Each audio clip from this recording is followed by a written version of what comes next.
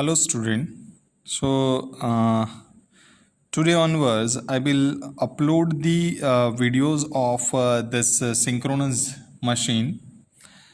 So today we start the lecture 1 and the date is 21/9/2020. Today we discussed about the our generator topic, how it work and what are the main things which you learn from the syllabus, and what are the main parameters and what are the main why we use the generator and where the you can mainly focused for the research point of view and for the understanding point of view that we will learn from this chapter. So today we discuss about the what we will learn from this chapter in the generator, and I have written a few of the topics which we will learn in this lecture, in this future lectures, in this total lecture series. So today our main topic name is the construction operation of the synchronous generator, where we learn the here are the different I have mentioned the different topics of this chapter. First, we will talk about the introduction, then the classification of the synchronous machine, then details of the construction.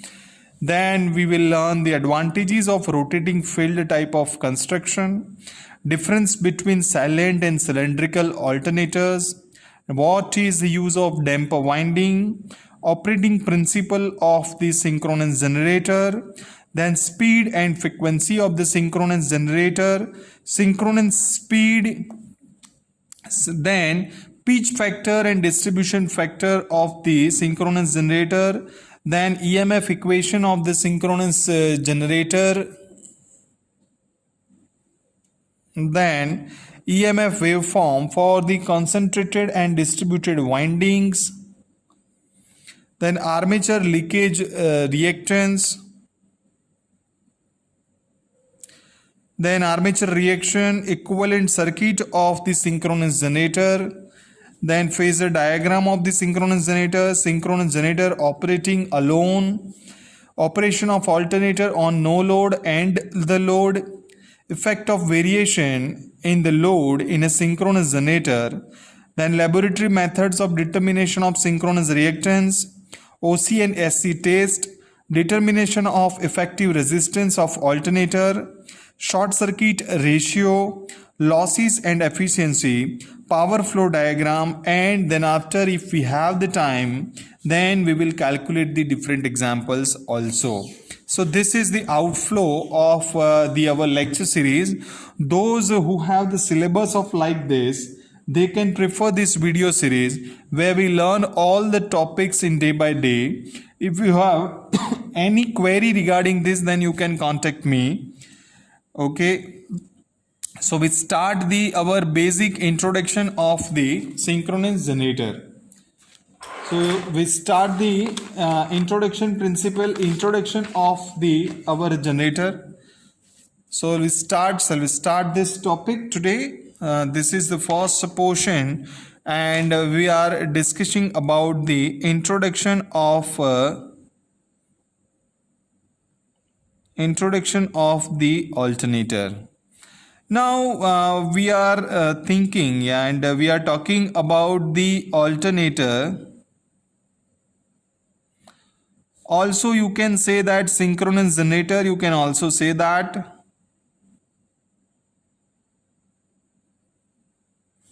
This is your synchronous generator. Either you can also say that this is your AC generator, where we generate. Now the question is that first, whenever we start any theory, any lecture, any topic, the question mark is that why we learn this. The main thing is that why we will study the synchronous machine and in that alternator. So why we study this alternator? Because we want to generate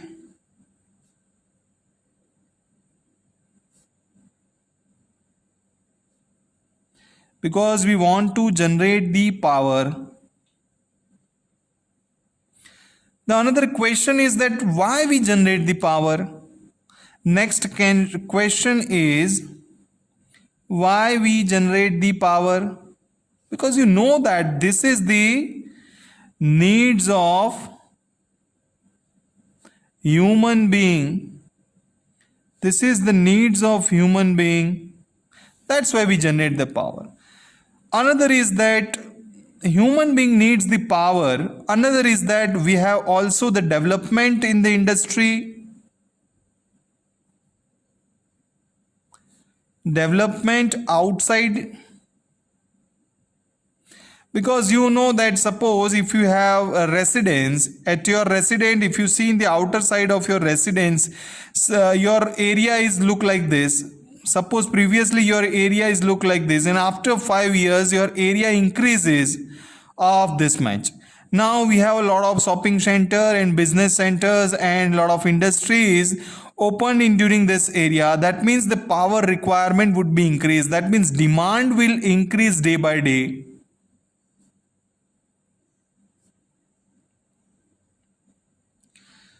Okay, so we know that day by day demand would be increase of the power, and we want to generate the power. As per the record, as per the data, every year there would be 8% increment in the demand, increment in power generation. हमें 8% ज़्यादा power की every year ज़रूरत पड़ती है, क्योंकि इतना development बढ़ता रहता है. As per currently, we can say that on and around lump sum, we have to generate the 350 gigawatt of the power. Our generating capacity is 350 gigawatt, or more 350 gigawatt of the power we generate every day. That's the needs of this our country.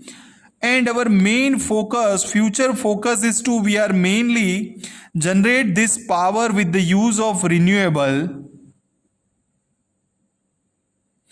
Nowadays, as on today, we have to maximally focus, or maximum we are depending on the thermal power and different non-renewable sources. But our future goal is to, we are mainly focus on renewable energy, and day by day we are increasing on that, and we are generating more and more power with the use of these renewable sources. Like we know that day by day we increase a power generation with the use of the solar, with the use of the wind. That's why we can say that in future 10 years we will maximally focus on the generation of a power with the use of renewable. So those who are want to make the future in this industry, they are mainly focused on the renewable energy. How to generate maximum and reliable power with the use of renewable sources. So think on it. This is the question, to generate the reliable power with the use of renewable. Okay, and there are a lot of scientists and a lot of engineers are work on this to generate the renewable power, renewable energy with the use of renewable sources. Okay, so this is the current scenario of this industry, and that's why we are mainly focused on to generate the alternator. Alternator is used everywhere where you want to generate the power. Suppose I just want to give the one example. So this is one hilly area. Suppose we can say that this is a hill. There are a lot of mountains over here, and here we want to make one dam. Why we make this dam? Because we want to generate the power. Here this is the storage of the water, and this is a one penstock over here. With the use of this penstock, we have this a turbine. When this turbine runs, this shaft is connected to the, there are different types of the turbine: HP turbine, LV turbine, high pressure turbine, medium pressure and low pressure. Then it is connected to the generator, and this generator generates the power in 3 phases, and then it goes to the outside of the station. So this is also, you can say that power generation with the use of renewable, because we use here the dam water.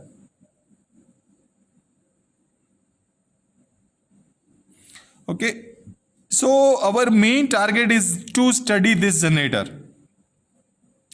This is the synchronous generator, and we will learn this synchronous generator in this total session. Okay, so now we start the study of this introduction portion. I am completed over here. Okay, and we start the basic principle of this generator.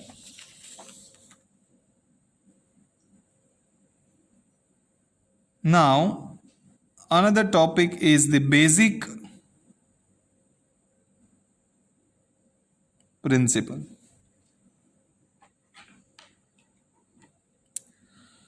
So you know that as per the theory of this generator, AC generator or the alternators operate on the same fundamental principles of electromagnetic induction of the DC generator. So you know that basically they are working on the same electromagnetic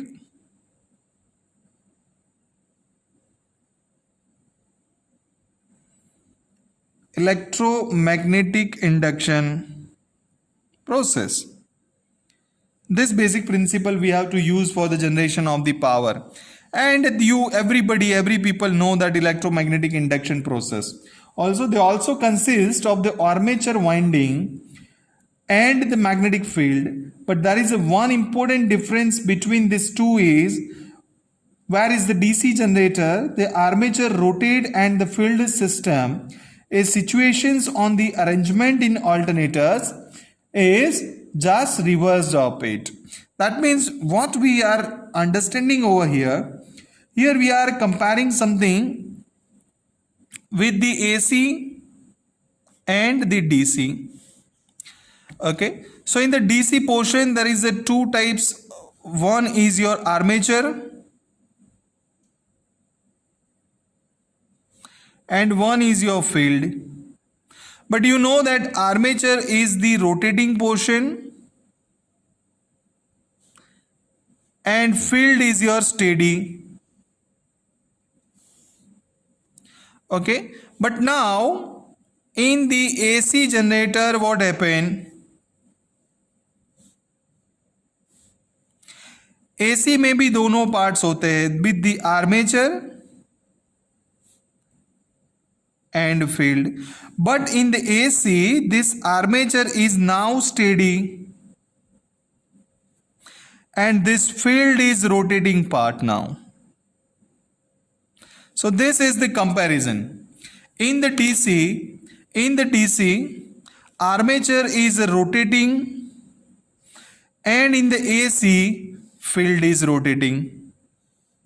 This is the two main difference between AC and DC generator. Remember it. Okay. So this is the total difference in between AC and DC generator.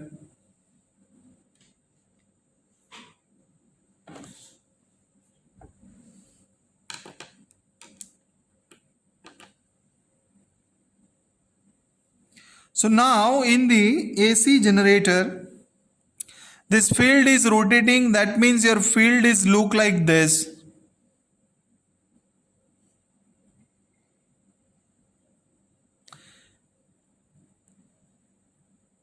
And this is behave as N and S. And outer side this is the armature,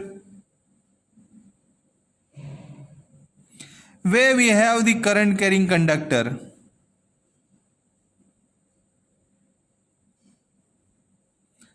This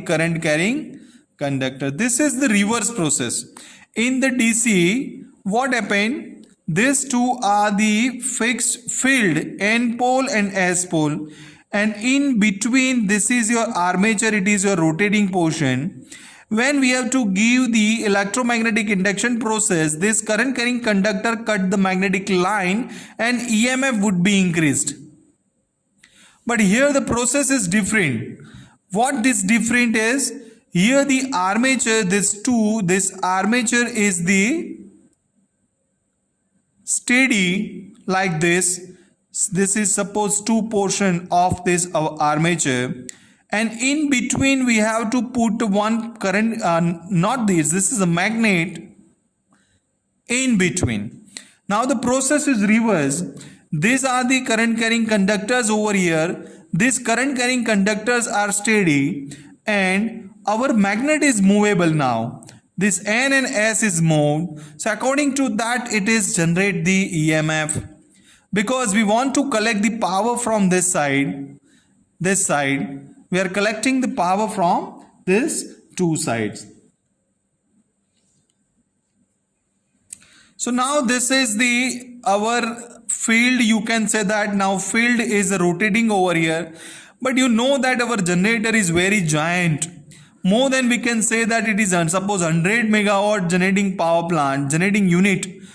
suppose ये जो 100 megawatt plant है तो बहुत बड़ा generator होगा. That means the inertia of this rotor is very high and you know that for the excitation, so it is not the self-excited machine.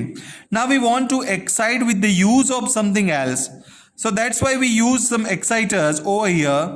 Either this exciters is the DC, either the exciters is AC, whatever the requirement and where you want to use this generator, according to that you can select your exciter.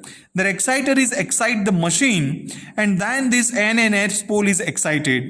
When this becomes the electromagnet permanently and then it cuts the line of this magnetic pole, this is the magnetic line and then it would be generated. Okay, so this is the basic thing. So the magnetic poles are excited from the DC supply by a DC source at the, you can say that the 125 to 600 volt. In the most cases necessary exciting or the magnetic current is obtained from a small DC shunt generator. Some people are using some shunt DC generator also, which is the belted or mounted on the shaft of the same alternator. Some people are use the shunt generator also for the excitation of this field. So the field is magnet are rotating. This current is supplied through the two slip rings. The exciting voltage is relatively small and slip ring and brushes, gear or the light construction.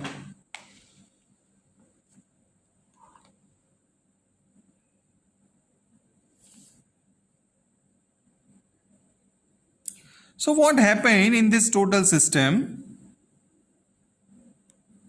When the rotor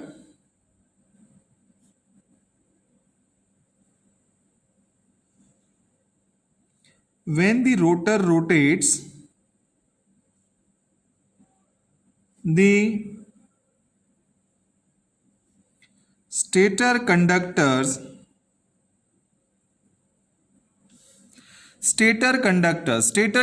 that means these are the stator conductors and that would be a stationary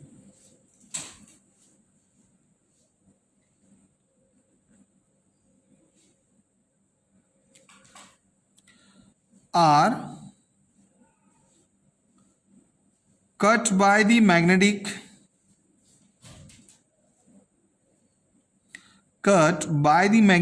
flux, hence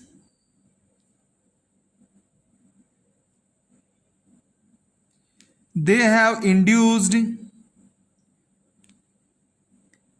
EMF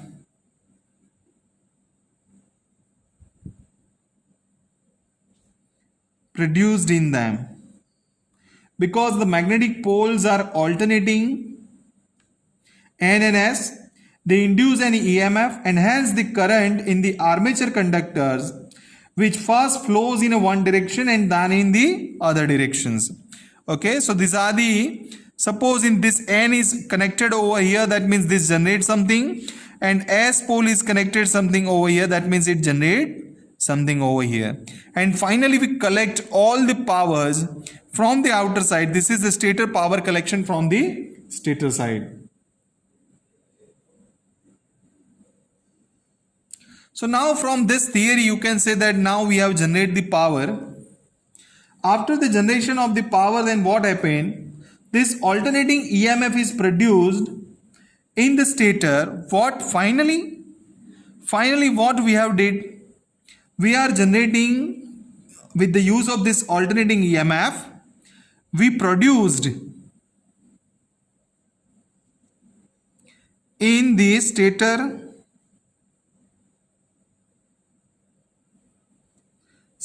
conductor. Okay, the alternating what we produce, so it is nothing but it is alternating EMF. We produce the alternating EMF in the stator conductor, और वो alternating conductor में से जो EMF generate हुआ वो कैसा होगा? So first is that whose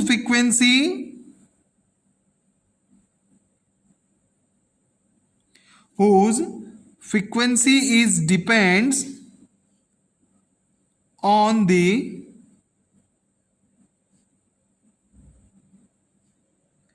number of N and S poles. Moving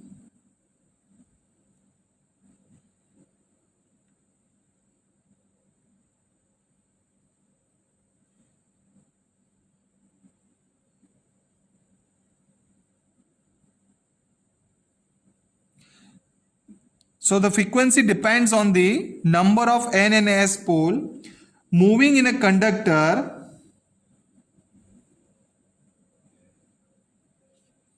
in 1 second. That is, you know that it is the frequency we are talking about, and this is 1 by T. Second is whose direction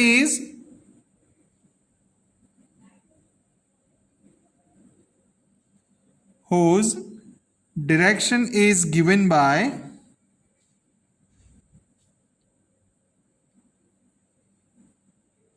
Fleming's